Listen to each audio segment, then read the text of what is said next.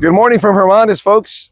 Let me ask you a question. How in the world do you ruin such a beautiful scene? Looking out here over the South Atlantic as it's headed towards the Indian Ocean where the two meet, how in the world do you ruin such a perfect view? It's absolutely gorgeous out here in Hermanus.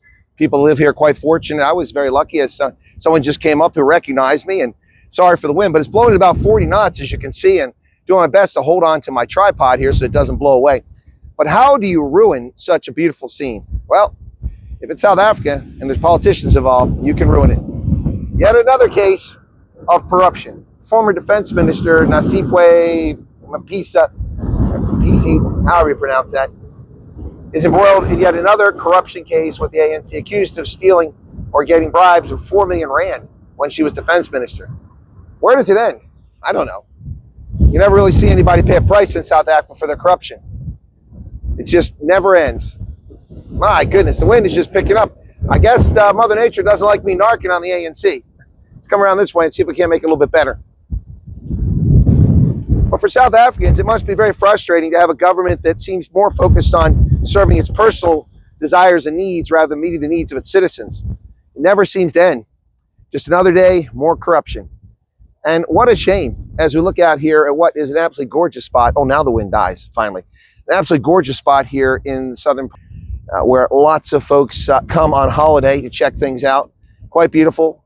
Now, I've been here to Hermanus many, many times, and I've never seen those damn whales. I know it's not the right time of year, but it doesn't matter what time of year I come here.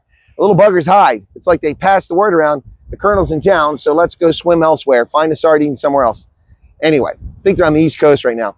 But here I am in Hermanus, and I can't help but wonder how frustrating it must be for the people that live here and around this country, and how beautiful South Africa is and how badly it's been damaged and harmed by the pervasive corruption that seems to become endemic with the ruling party and the government here.